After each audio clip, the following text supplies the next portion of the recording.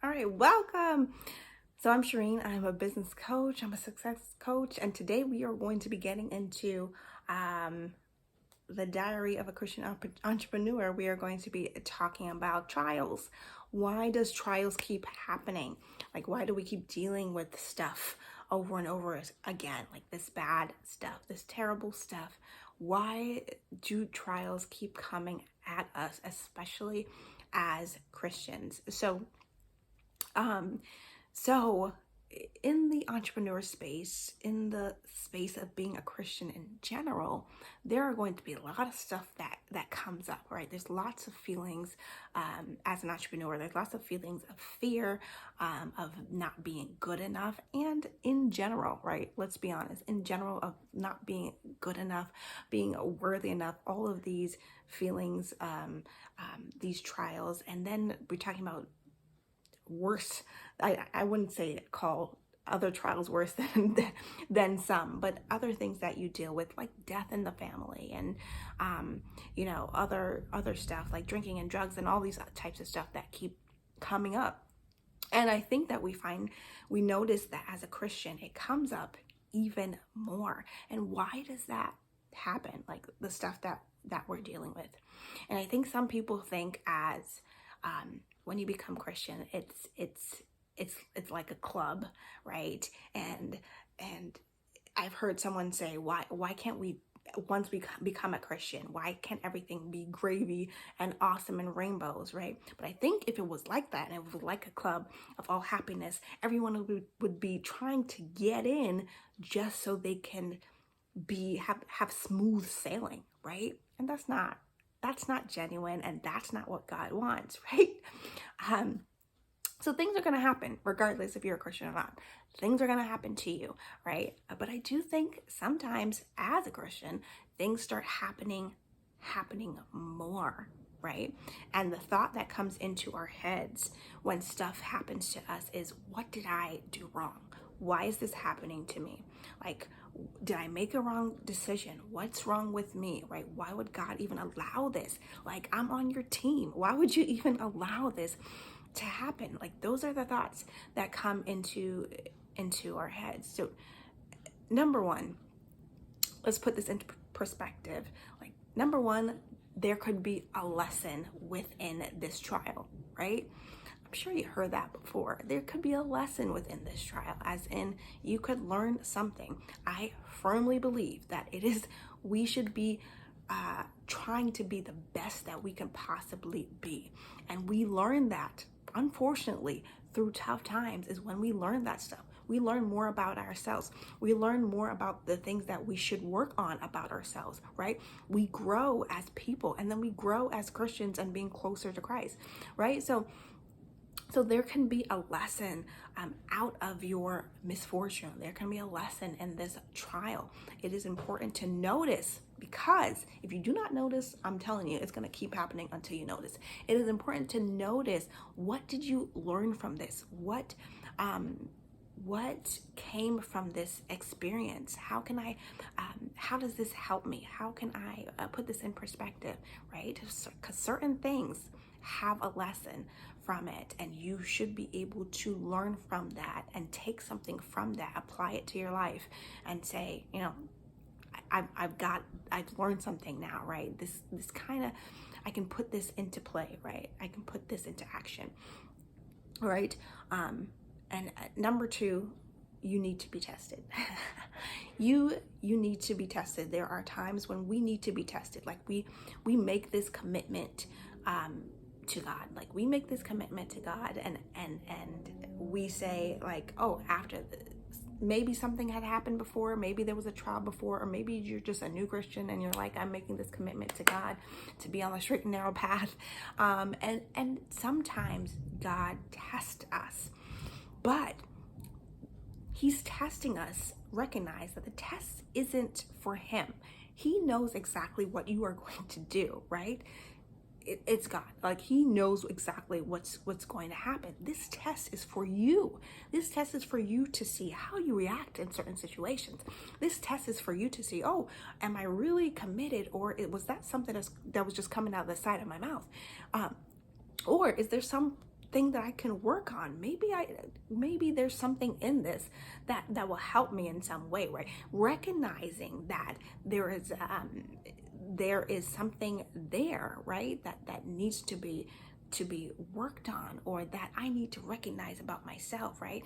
The test, I just want you to recognize that the test isn't for him, right? The test sometimes is to see where you are at in your spiritual journey for yourself, so you can know, right? This is where I need to grow, possibly, right? I could have done that better, right? I've learned something from this, right? It's a test. Even when someone dies, right, can be a test. And are you clinging to your faith in moments of such terrible tragedy? Are you clinging to your faith, right? There's a test there, okay? Like Job. Like Job. God did not say, God allowed the devil to mess with Job, right? But he didn't say, let's go ahead and see what he's going to do next, right? He didn't say that, right? He already knew what was going to happen. But the test was for Job and for the devil to see, you cannot mess with my child, right? It's just not going to work. I know who Job is. It's not going to work, right? There was multiple people coming at him, right? There was his wife. There was his friends. There were people who were saying, like, curse. His wife said, curse God and die, right? People were coming at him hard, right? Right? So the test was definitely not for God, and it was not for God. Job really clung to his faith in those moments of such despair, when he lost everything, his children, his property, all of that stuff. He lost everything. But for him, he was like, no, I'm sure that everyone was trying to speak to him, right? Trying to get in his mind, but he was like, no, this is who I'm going to cling on to in this moment, right? And it was also for the devil to see, no, right? He's got this, right? So recognize in these moments that sometimes the trial is for you to be tested, for you to learn, like we said before, for you to grow, for you to recognize something from it, and for you to in times of trouble, know that you can cling on to Jesus, right? And the last thing that I want us to be aware of, number 3, is that the devil is a devil of repetition. Just like I previously said, the devil tried to get Job, all right? God already knew what was going to happen, but he allowed it to happen, right? The devil tried to, again, use repetition. He tried to take his children, to take his land, his property, everything that he held dear, right?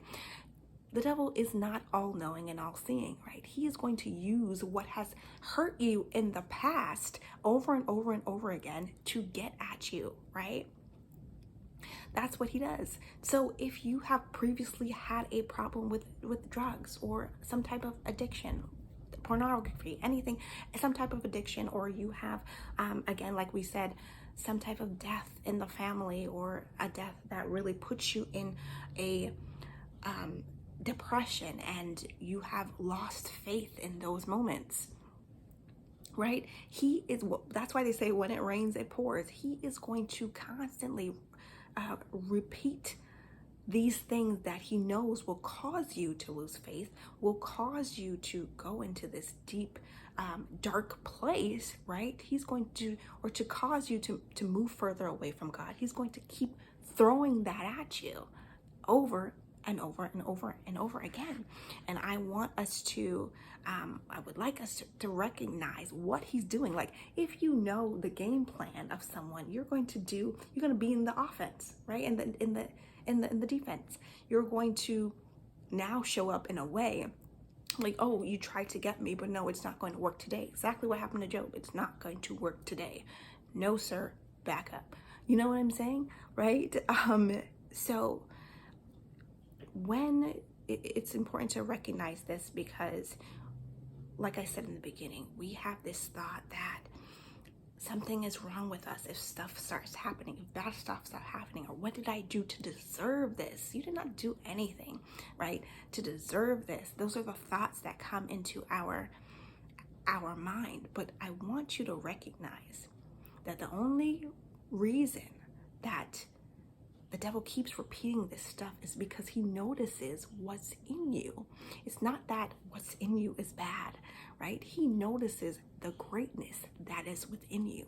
He notices whom you serve. He knows all of that stuff. And once he figures that out, he recognizes that, he's going to keep messing with you, because now you have you are the one that's going to cause him the most pain in the long run. You understand what I'm saying, right? What inside of you aggravates the enemy so much, that's why he keeps coming at you every time. That's why it keeps repeating itself. Notice when it repeats itself, right? Notice when these things happening. If you start a commitment, make a commitment, I am no longer going to go down this path of smoking and doing drugs, right? I'm going to stop right now, right? If you make that commitment, notice that the enemy is going to try some mess, right? Notice that he's going to bring around those friends that you used to do that with. They're going to come knock on your door and say, hey, haven't seen you in like 3 weeks. Let's go do something, right? Notice those moments. He's going to throw things at you because he has now recognized that you are serious about your commitments. You are serious with furthering your relationship with God. You're serious about that. So recognize those times, right? Because it's in those moments that he starts doing more. That's why when it rains, it pours. He starts doing more because, he's afraid now that you are actually serious about your relationship with God. You're actually serious about getting rid of anything that takes you away from him. So once he recognizes that and sees that, that's the game plan. He's going to start throwing more things at you. So we have to be ready for that. We have to live in that defense, like live in the offense. No, I understand your game, but I know what to do, right?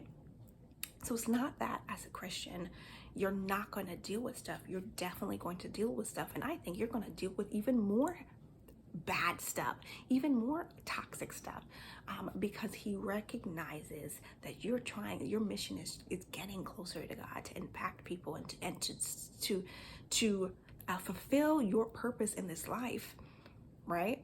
And he is scared of who you are becoming, because he knows that it is glorifying God, right? So he's so super scared of that person that he's going to throw everything he can to stop that from happening. So we have to recognize that. We have to be on top of that, right? And know, yes, these moments are not sunshine and rainbows, right? These are terrible, tragic. Why is that so hard for me to say? Terrible things that are going on, right? Terrible, negative things that are happening to us, and toxic things. And sometimes we go into these deep, dark places, right? But know that you can, who you serve, know who you can cling on to. Know that, this may be a test. Know that you could probably learn something from this situation, and know that the devil is out here trying to get you. He's going to throw everything your way, right? But one of my favorite verses of all time, Job, which comes from Job, what we just talked about, Job 23:10, but he knows the way I process. When he has tested me, I will come forth as gold. He is testing me, but I will come forth as gold, glittering gold. And it's that gold that the enemy is afraid of. So he's going to try to stop you from becoming that gold. Think about it.